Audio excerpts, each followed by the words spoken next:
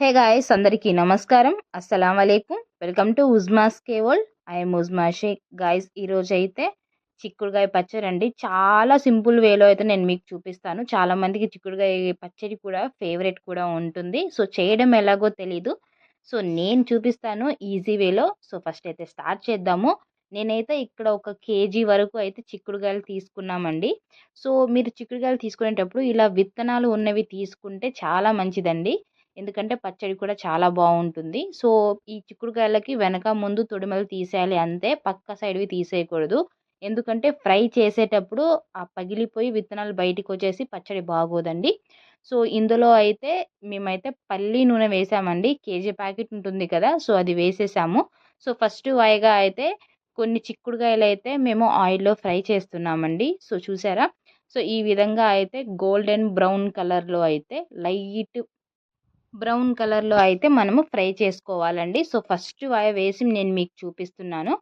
So ఇలా ఒక 10-5 minutes అయితే మనం ఫ్రై చేసుకోవాలండి. చూసారా?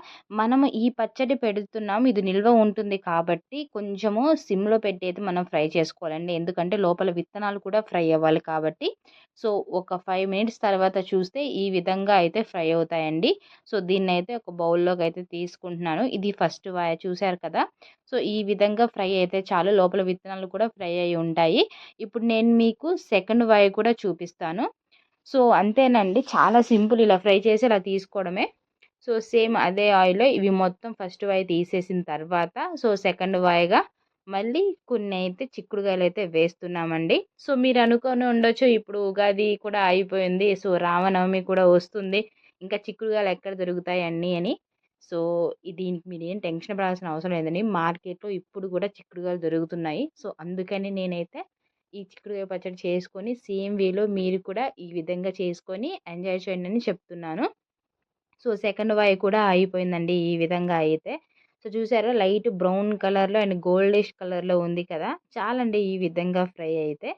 సో ఇలా మొత్తం కూడా ఫ్రై చేసి పక్కకైతే పెట్టుకుందాము. సో పక్కకు పెట్టుకున్న తర్వాత ఇప్పుడైతే తాలింపు వేద్దాము. తాలింపు కోసం ఆవాలు, జీలకర్ర, మినపప్పు, శనగపప్పు అండ్ కరివేపాకు అండ్ ఎండుమిర్చి. మీరు కావాలంటే ఇంకా ఎక్స్‌ట్రాగా పల్లీలు కూడా యాడ్ చేసుకోవచ్చు. అది మీ ఇష్టము.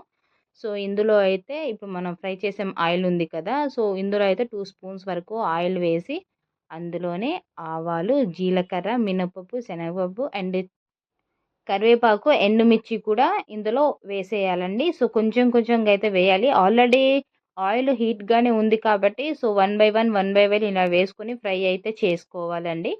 సో ఇందులో లాస్ట్‌లో మీకు కావాలంటే కొంచెము మీరు ఇంగువ కూడా యాడ్ చేసుకోవచ్చండి. అది మీ ఇష్టము. సో, మీకు కావాలంటే ఇంగువ యాడ్ చేసుకోవచ్చు. వద్దంటే అనవసరం అండి. సో, ఇక్కడైతే మనము తాలింపు వేసాం కదా! ఇది లైట్‌గా ఫ్రై అయిన తర్వాత ఇందులో ఒక స్పూన్ వరకు అయితే పసుపు వేస్తున్నాము. సో, పచ్చడిలో ఎక్కడ గూడా మనము రాగా యాడ్ చేయలేదండి. సో, అందుకని తాలింపులో వేస్తే ఫ్రై అయిపోతుంది కదా! సో, పచ్చి వాసన కూడా ఏమీ ఉండదు. సో, ఇలా ఫ్రై చేసుకొని పక్కన పెట్టుకోవాలండి. సో, ఇప్పుడు ముందుగా ఫ్రై చేసుకున్న ఈ చిక్కుడుగాయలలో ఒక గుప్పెడు వరకు అయితే వెల్లుల్లి రెబ్బలండి, పొట్టు తీయకుండానే దంచి అందులో వేసింది అమ్మ. సో, ఇప్పుడు నేను కేజీ కాయలని చెప్పాను కదండీ! సో, కేజీ కాయలకి ఒక గ్లాస్ వరకు అయితే కారం తీసుకుంటున్నాము. మీకు ఇంకా ఎక్స్‌ట్రా కారం కావాలి అని అనుకుంటే మీరు మీ కారానికి తగ్గట్టుగా అయితే మీరు వేసుకోవచ్చు. సో, ఒక గ్లాస్ వరకు అయితే మేము కారం తీసుకున్నాము. సో, దీనికి ముప్పావు వంతు అయితే ఉప్పు తీసుకున్నాము. మీరైతే హాఫ్ కూడా వేసుకోవచ్చు. బట్ మేమైతే ముప్పావు వంతు అయితే తీసుకుంటున్నాము. కొలతలన్నీ ఇంకా మనకు ఎలా కావాలి, ఏంటి, ఎంత తినాలనేది మనకు తెలిసిపోతుంది. సో, దాని విధంగా అయితే కొలతలు తీసుకోవాలి. ఇందులో అయితే ఒక స్పూను ఆవాలు అండ్ మెంతి పౌడర్ అండి ఇదైతే. సో, ఇప్పుడు మనం తాలింపు వేసుకున్నాం కదా! ఇది కూడా ఇందులో వేసుకొని మొత్తంగా కలుపుకోవాలండి. నేను మీకు మళ్ళీ చెప్తున్నాను. ఒక గ్లాస్ కారానికి హాఫ్ వరకు అయితే ఉప్పు తీసుకోండి. సెట్ అండి. కానీ మీకు ఇంకా ఎక్స్‌ట్రా కారం కావాలంటే మీరు దానికి తగ్గట్టుగా మీరు క్వాంటిటీకి తగ్గట్టుగా మీరు వేసుకొని చేసుకోవచ్చు. సో, ఇంతేనండి. ఇది మొత్తము ముందుగా ఈ ముక్కలకు పట్టే విధంగా కలిపిన తర్వాత ఇందులో పల్లి ఆయిల్ మాత్రమే యూజ్ చేయాలండి పచ్చళ్ళకి. సో పల్లి ఆయిల్ వేసి మళ్ళీ ఒక్కసారి అయితే కలుపుతున్నాము. ఆ పల్లి ఆయిల్ కూడా హీట్ చేయలేదండి. సో అవసరం లేదు. కానీ ఫ్లేవర్ అయితే చాలా బాగుంటుంది. మీరు అప్పటికప్పుడు కూడా ఇలా కలిపేసి తిన్నా కూడా చాలా బాగుంటుంది వేడన్నంలో. సో ఇంతేనండి. చాలా సింపుల్ అనమాట. మీకు కావాల్సినట్టుగా అయితే ఆయిల్ చూసి కలుపుకోవాలనమాట పచ్చడి. ఇక్కడ మీకు పులుపు కావాలి అనుకుంటే మీరు చింతపండు కూడా చేసుకోవచ్చండి. చింతగుజ్జు అంటారు కదా! సో, నేనది కొంచెం తడబడు పడ్డాను చింతగుజ్జు అని చెప్పడంలో. సో, నేనైతే అమ్మ ఇక్కడ లెమన్ పిండమని చెప్తే అమ్మ లెమన్ పిండుతుంది. ఒక ఫుల్‌గా అయితే మేము తీసుకున్నాము. సో, అందులో విత్తనాలు తీసేసి ఈ విధంగా పులుపైతే మనం సెట్ చేసేసుకోవచ్చండి. ఒక ఫుల్ కాయ వరకు పిండేసి మొత్తం మంచిగా కలుపుకోవాలి. మీకెక్కడైనా ఆయిల్ తగ్గింది అని మీకనిపిస్తే మళ్ళీ యాడ్ చేసుకోవచ్చు. అప్పటికప్పుడు తినొద్దు.